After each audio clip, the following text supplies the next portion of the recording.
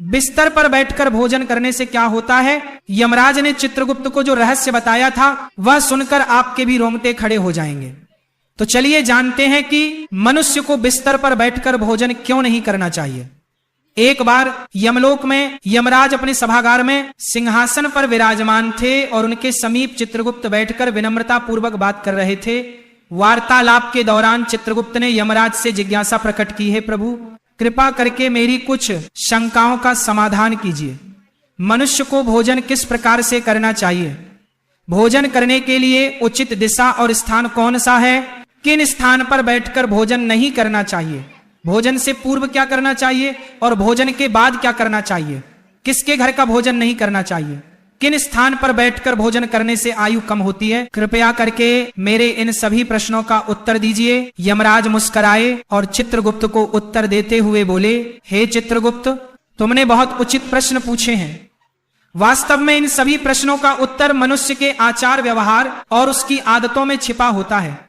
जैसा आचरण मनुष्य करता है वैसा ही फल उसे भोगना पड़ता है। अच्छे आचरण से सुख और दीर्घायु प्राप्त होती है, वहीं अनुचित आदतों के कारण दुख और अकाल मृत्यु तक हो सकती है। मनुष्य को भोजन करते समय शास्त्रों के नियमों का पालन अवश्य करना चाहिए। जो भी मनुष्य शास्त्रों के नियमों का पालन करते हुए भोजन ग्रहण करता है वो निश्चित ही दीर्घायु होता है। उसका शरीर रोग और व्याधियों से दूर रहता है, उसके शरीर में पाप वास नहीं करते हैं। इसीलिए भोजन करते समय मनुष्य को दिशा, स्थान, समय और उम्र का ध्यान अवश्य रखना चाहिए। यह सुनकर चित्रगुप्त ने विनीत स्वर में कहा, हे प्रभु कृपया इन रहस्यों को विस्तार से समझाएं। भोजन संबंधी जो जो नियम है मुझे विस्तार से बताइए। यमराज गंभीर स्वर में बोले, हे चित्रगुप्त, तुम्हारे प्रश्नों का उत्तर देने से पहले मैं तुम्हें एक प्राचीन कथा सुनाता हूं। इस कथा को ध्यान से सुनो, इसमें तुम्हें तुम्हारे सभी प्रश्नों के उत्तर मिल जाएंगे। यह कथा अत्यंत शिक्षाप्रद है। जो भी इस कथा का श्रद्धा पूर्वक श्रवण करेगा और उसका प्रचार करेगा उसके 32 प्रकार के पाप मैं क्षमा कर दूंगा। यह सुनकर चित्रगुप्त हर्षित हो गए और बोले, हे धर्मराज, आपके मुख से इस महान कथा को सुनना मेरा सौभाग्य है। मैं ध्यान पूर्वक इसे अवश्य सुनूंगा। फिर यमराज चित्रगुप्त को प्राचीन कथा सुनाने लगते हैं। वह कथा मैं आपको सुनाऊंगी। यह कथा बहुत ही ज्ञानवर्धक है। इस कथा को आप अंत तक जरूर सुने। प्राचीन काल में मगध देश के विजयपुर नामक राज्य में चंद्रकेतु नाम के प्रतापी और धर्मपरायण सम्राट राज्य करते थे। उस राज्य में प्रकृति की भरपूर संपदा थी और प्रजा अत्यंत सुखी एवं संतुष्ट थी। राजा चंद्रकेतु गुणवान, बुद्धिमान तथा दयालु हृदय के थे। वह सदैव प्रजा के हित में प्रयत्नशील रहते और यज्ञ, दान व जन कल्याण के अनेक कार्य करते रहते थे। प्रजाजन उन्हें पिता के समान आदर एवं प्रेम देती थी। राजा की पत्नी रानी शीलवती भी उतनी ही धर्मपरायण, सुंदर और सदाचारी थी। रानी शीलवती प्रतिदिन पूजा पाठ करती, जरूरतमंदों को अन्न वस्त्र दान करती और सच्चे हृदय से प्रजा के कल्याण की कामना करती थी। इस दिव्य दंपति के राज्य में सभी सुखी थे, किंतु एक दुख था जो राजा रानी के हृदय को सालता रहता था। वह दुख था संतान न होना। राजा चंद्रकेतु और रानी शीलवती की कोई संतान नहीं थी। वर्षों बीत गए। उन्होंने अनेक व्रत, पूजा और यज्ञ किए, देवी देवताओं से प्रार्थना की, दृश्य मुनियों की सेवा की, परंतु उन्हें पुत्र या पुत्री प्राप्त नहीं हुई। दोनों इस बात से अत्यंत दुखी रहते थे। राजा अपने महल में कई बार चिंतित होकर सोचते, मैंने ऐसा कौन सा पाप किया है जो मुझे पुत्र सुख से वंचित रहना पड़ रहा है। राज्य में सब कुछ है, प्रजा सुखी है, पर मेरे वंश को आगे ले जाने वाला कोई उत्तराधिकारी नहीं। क्या मेरे पुण्यों में कमी रह गई या पूर्व जन्म के किसी अपराध का फल मुझे मिल रहा है। राजा चंद्रकेतु दिन प्रतिदिन अधिक उदास रहने लगे। प्रजा को जब यह पता चला कि राजा अपनी संतानहीनता के कारण दुखी है तो राज्य के लोग भी चिंता करने लगे। सब ईश्वर से प्रार्थना करते कि राजा रानी को शीघ्र संतान सुख प्राप्त हो। एक दिन राजा ने निश्चय किया कि वे किसी महापुरुष की शरण लेकर अपनी समस्या का हाल पूछेंगे। उन्हें स्मरण आया कि महान तपस्वी दस्य वशिष्ठ इस समय निकटवर्ती वन में आश्रम बनाकर तप कर रहे हैं। दस्य वशिष्ठ त्रिकालदर्शी एवं दिव्य दृष्टि वाले महात्मा हैं। वे अवश्य ही इस रहस्य को जान सकते हैं। राजा ने निश्चय किया कि वे स्वयं आश्रम जाकर श्री वशिष्ठ से मार्गदर्शन मांगेंगे। अगले ही दिन प्रातः राजा चंद्रकेतु कुछ सहयोगियों सहित अपने रथ पर सवार होकर वन की ओर चल पड़े। शीघ्र ही राजा वशिष्ठ मुनि के शांत आश्रम पहुंचे, जो हरे भरे वृक्षों से घिरा था और जहां पक्षियों का मधुर कलरव गूंज रहा था। जस्सी वशिष्ठ आश्रम के द्वार पर ही मानो उनकी प्रतीक्षा कर रहे थे। राजा को आते देख जस्सी ने मुस्कुराकर स्वागत किया और बोले, राजन, हमारे आश्रम में तुम्हारा स्वागत है। आज इधर आने का क्या कारण है? सब कुशल तो है? कहीं राज्य कार्य से विरक्त होकर संन्यास लेने का विचार तो नहीं बना लिया? इतना कहकर रस्य ने हल्की मुस्कान की, फिर गंभीर हो गए। राजा चंद्रकेतु ने हाथ जोड़कर विनम्रता से कहा, हे मुनिवर, राज्य कार्य भली भांति चल रहा है, संन्यास लेने का इरादा नहीं है, पर मैं एक भारी चिंता के कारण व्याकुल होकर आपकी शरण में आया हूं। आप जगत के रहस्यों के जाता हैं, मेरी शंका का समाधान केवल आप ही कर सकते हैं। राजन, आप जैसे प्रतापी और धर्मनिष्ठ राजा को भला किस बात का दुख हो सकता है? निश्चय ही आपकी प्रजा सुखी है, राज्य समृद्ध है। फिर भी यदि आपके मन में कोई शंका या कष्ट है तो निसंकोच कहिए, मैं यथाशक्ति अवश्य सहायता करूंगा। तब राजा चंद्रकेतु ने दुखी स्वर में अपनी व्यथा सुनाई। हे मुनिवर, मेरे जीवन में एक ही अभाव है, मेरी कोई संतान नहीं है। मैंने अनेक यज्ञ उपवास किए, तीर्थों के दर्शन किए, ब्राह्मणों को दान दिया, हर संभव प्रयास किया, किंतु भाग्य ने मुझे संतान सुख से वंचित रखा है। कृपा कर यह बताएं कि ऐसा कौन सा अपराध मुझसे हुआ है जो मुझे संतानहीन रहने का दंड मिला है? मेरे बाद मेरे राज्य का उत्तराधिकारी कौन होगा? मेरा वंश कैसे आगे बढ़ेगा? मेरे मन की यह पीड़ा दूर कीजिए और यह बताइए कि संतान प्राप्ति के लिए मुझे क्या उपाय करना चाहिए। राजा की व्यथा सुनकर ऋषि वशिष्ठ ने कुछ पल के लिए आंखें मूंद ली और अपनी दिव्य दृष्टि से राजा के पूर्व जन्म के कर्मों का निरीक्षण करने लगे। ध्यान मग्न ऋषि पर राजा की निगाह टिकी थी। कुछ क्षण बाद ऋषि ने आंखें खोलकर कहा, हे राजन, जो कुछ मैं बता रहा हूं उसे धैर्य पूर्वक सुने। आपके संतान ना होने का कारण आपके पूर्व जन्म के कर्म में छिपा है। पिछले जन्म में अनजाने में आपसे एक पाप हुआ था, जिसका दंड आपको इस जन्म में संतानहीनता के रूप में मिल रहा है। राजा चंद्रकेतु चकित होकर बोले, पूर्व जन्म का पाप? कृपया विस्तार से बताएं। मुनिवर, मुझसे ऐसा कौन सा पाप हो गया? वशिष्ठ जी बोले, पूर्व जन्म में आप एक साधारण शिकारी थे और वन में शिकार करके जीविका चलाते थे। मूलतः आप बुरे हृदय के नहीं थे, पर शिकार के दौरान कभी कभी अधर्म हो ही जाता है। एक दिन की बात है, आप जंगल में एक हिरण का पीछा करते करते बहुत दूर निकल गए। वहां एक हरी भरी जगह पर एक गौ माता अपने बछड़े को दूध पिला रही थी। दुर्भाग्यवश आपको वह दिखाई नहीं दी। आपको लगा शायद हिरण झाड़ियों के पीछे है और आपने उसी ओर तीर चला दिया। वह तीर सीधे उस गौ माता को जा लगा।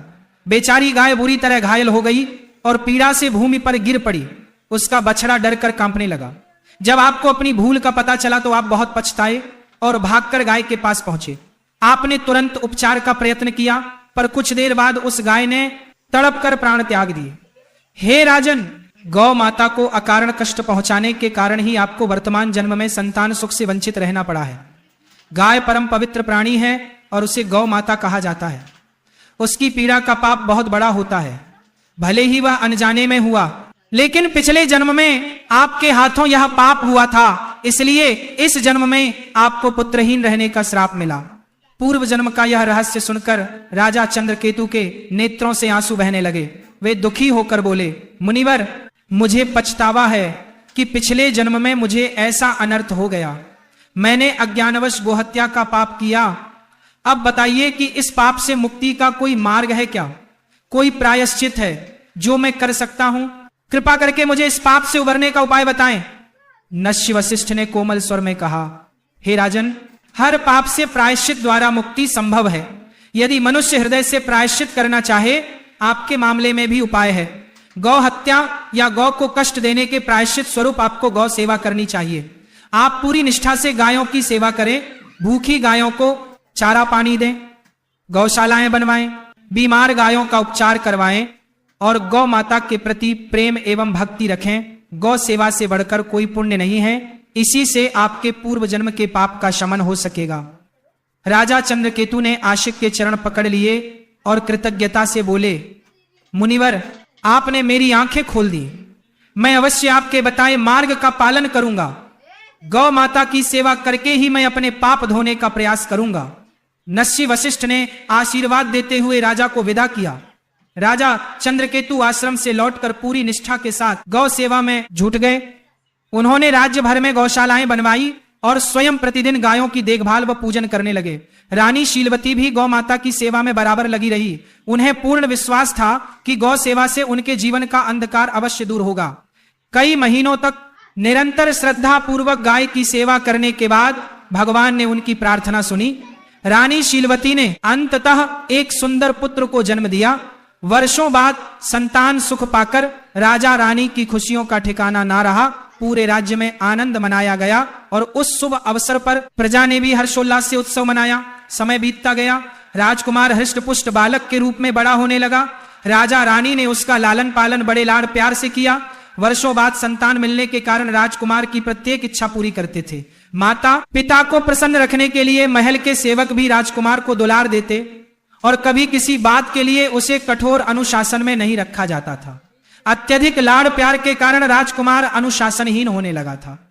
हालांकि वह हृदय से बड़ा नहीं था। बचपन से ही उसे मनमर्जी करने की छूट मिल गई थी। वह सुबह देर तक सोया रहता और बिना नहाए धोए रसोई से नाश्ता मांग लेता।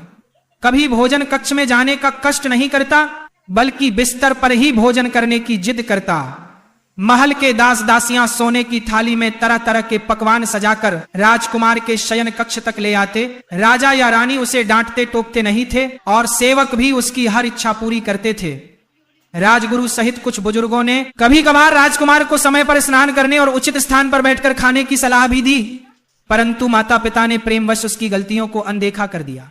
रानी शीलवती भी बेटे की हर फरमाइश पूरी करती थी और चाहती थी कि उसका बचपन हंसी खुशी बीते। इस प्रकार राजकुमार युवा किशोर अवस्था तक आया। देखते देखते वह 16 वर्ष का हो गया। राजा चंद्रकेतु ने मन ही मन उसे अपना उत्तराधिकारी मानना शुरू कर दिया था, किंतु विधि को कुछ और ही मंजूर था। 16 वर्ष की आयु में राजकुमार अचानक एक गंभीर रोग से पीड़ित हो गया। राजवैद्य ने इलाज में कोई कसर न छोड़ी। दूर दूर से वैद्य बुलाए गए और यज्ञ प्रार्थनाएं भी की गईं, किंतु कुछ भी कारगर नहीं हुआ। कुछ ही दिनों के भीतर दुर्भाग्यवश उस किशोर राजकुमार ने अपने प्राण त्याग दिए। इस आकस्मिक वज्रपात से राजा रानी पर दुखों का पहाड़ टूट पड़ा और पूरे राज्य में शोक छा गया।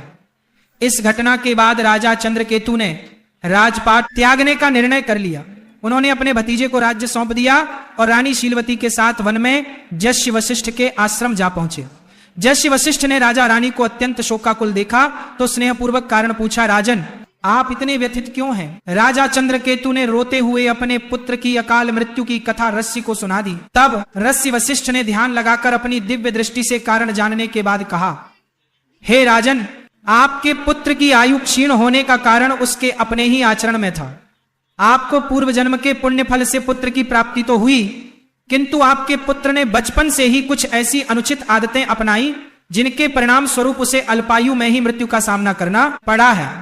आपका पुत्र प्रतिदिन बिना स्नान किए भोजन करता रहा और प्रायः बिस्तर पर बैठकर ही भोजन करता रहा।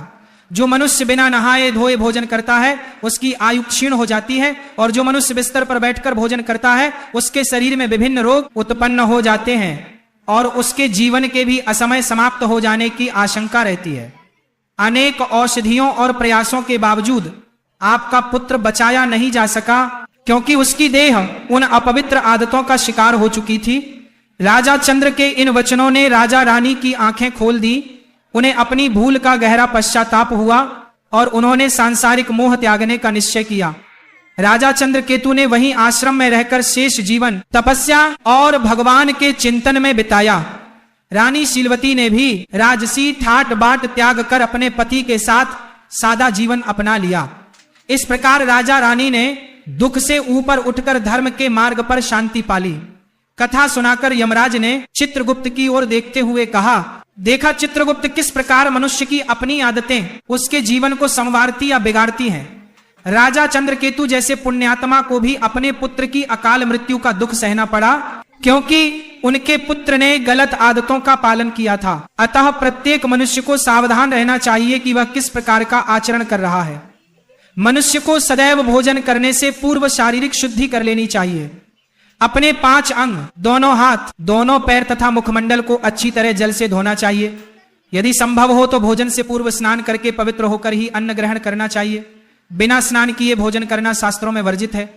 ऐसा करना पशुओं जैसा आचरण माना गया है और इससे आयु कम होती है। साफ सफाई के बाद ही मनुष्य को अन्न ग्रहण करना चाहिए। भोजन आरंभ करने से पूर्व मनुष्य को अन्नपूर्णा देवी तथा परमात्मा को स्मरण कर धन्यवाद देना चाहिए, जिनकी कृपा से ये भोजन प्राप्त हुआ है। साथ ही प्रार्थना करें कि संसार के अन्य सभी प्राणियों को भी आहार प्राप्त हो। इस प्रकार मन ही मन ईश्वर को प्रणाम करके आदर पूर्वक भोजन करने से अन्न पवित्र रहता है और वह शरीर को पूर्ण पोषण देता है। भोजन करते समय बैठने का स्थान भी शुद्ध और उचित होना चाहिए। जमीन पर चटाई बिछाकर पालथी मारकर बैठकर भोजन करना श्रेष्ठ माना गया है।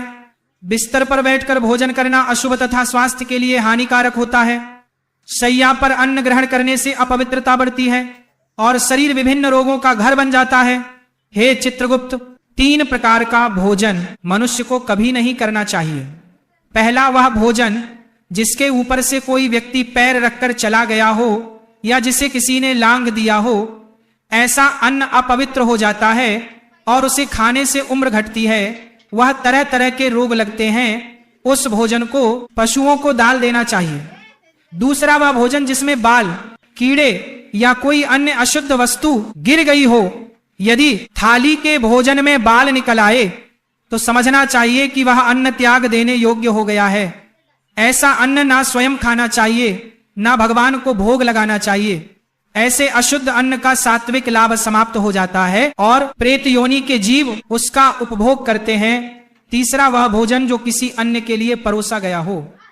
याद रखें, कभी भी दूसरे का हिस्सा छीनकर नहीं खाना चाहिए। जो व्यक्ति दूसरों का भाग चुराकर खाता है या बिना बांटे खुद खा लेता है, उसे अन्नपूर्णा देवी रुष्ट हो जाती है।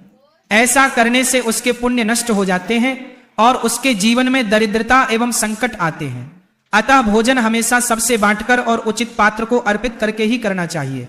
इसके अतिरिक्त भोजन का अनादर कभी नहीं होना चाहिए। झूठा भोजन व्यर्थ इधर उधर ना फेंके और अन्न की बर्बादी ना करें। अन्न देवता की कृपा से ही जीवन चलता है, इसलिए अन्न को आदर पूर्वक ग्रहण करें। जो मनुष्य इन नियमों का पालन करेगा वह स्वस्थ, निरोगी और दीर्घायु होगा। उसके जीवन में सुख समृद्धि बनी रहेगी और उसे अकाल मृत्यु का भय नहीं रहेगा। मनुष्य के आचार विचार ही उसके भाग्य का निर्माण करते हैं। अच्छे कर्म और सही आदतें। तो मैंने वीडियो बंद कर दी है, पहले जाके सब्सक्राइब कर दो। आप लोग जैसे सब्सक्राइब करोगे वीडियो अपने आप चालू हो जाएगी। अभी वीडियो में आवाज़ नहीं आएगी, कुछ नहीं आएगी, तो पहले सब्सक्राइब कर दो। जैसे ही आप लोग सब्सक्राइब करोगे वीडियो अपने आप चालू हो जाएगी। तो जो सब्सक्राइब कर रहा है उसके फ़ोन में चालू हो जा रहा है। देखो, अगर आपने अभी तक सब्सक्राइब नहीं किया तो आपके फ़ोन में चालू नहीं होगा सब्सक्राइब। उसके जीवन को सुखमय बनाती है, जबकि गलत आदतें जीवन को दुखमय और संक्षिप्त कर देती हैं। इसलिए प्रत्येक व्यक्ति को अपने दैनिक व्यवहार में पवित्रता और मर्यादा का पालन करना चाहिए। इस प्रकार यमराज ने चित्रगुप्त को मनुष्य के आचार विचार तथा अच्छी बुरी आदतों के संबंध में महत्वपूर्ण ज्ञान दिया। इस कथा से हम यह सीखते हैं कि बिस्तर पर बैठकर भोजन करना और बिना स्वच्छता के अन्न ग्रहण करना क्यों त्याज्य है। हमें सदैव शास्त्रोक्त मर्यादाओं का पालन करते हुए पवित्र आचरण अपनाना चाहिए, ताकि हमारे जीवन में सुख, स्वास्थ्य और शांति बनी रहे। तो इस प्रकार से यमराज ने चित्रगुप्त को अत्यंत महत्वपूर्ण ज्ञान दिया है। अगर आप लोग को हमारी वीडियो अच्छी लगी तो सब्सक्राइब कर देना, लाइक कर देना और अपने सारे फैमिली में और परिवार में और अपने दोस्तों में शेयर करना भूलना मत। सब्सक्राइब कर दो, सब्सक्राइब।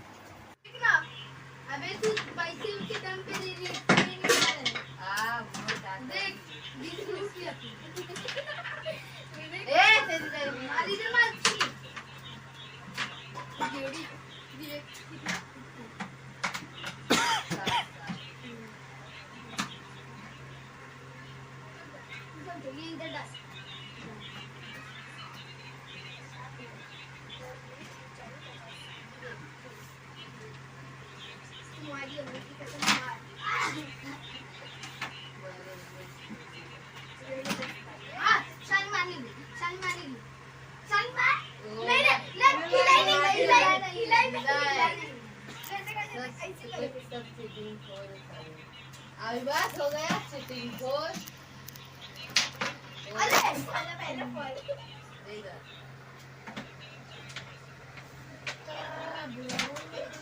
अरे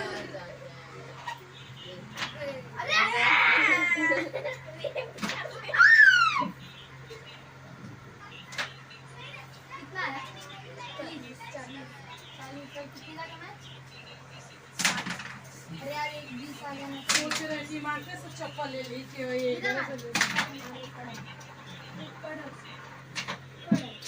कड़ा कभी रुक जा मैं लुटता उसका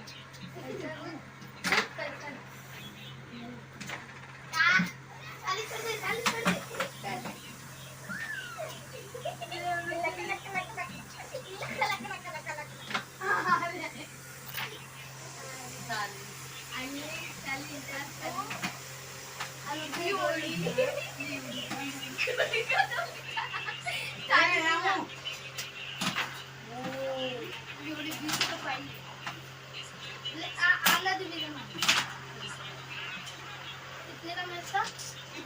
अरे खेलना 40 का था हाँ हाँ 40 का था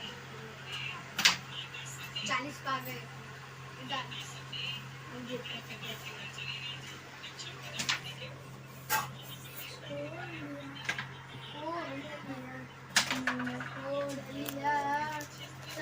मार लेना मेरा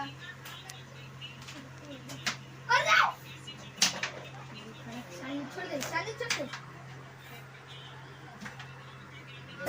इसमें आ गई अरे बीस का भी निकाल अरे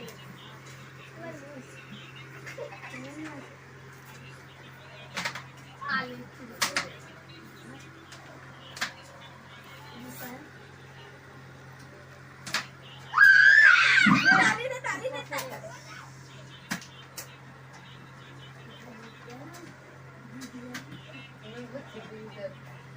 रिटर्न के लिए रिटर्न करना इसको स्टार्ट मत करो निकल जाएगी मेरी ना अबे तू पैसे उसके दम पे दे रही है देख 20 लूट लिया ए तेरी मारी दे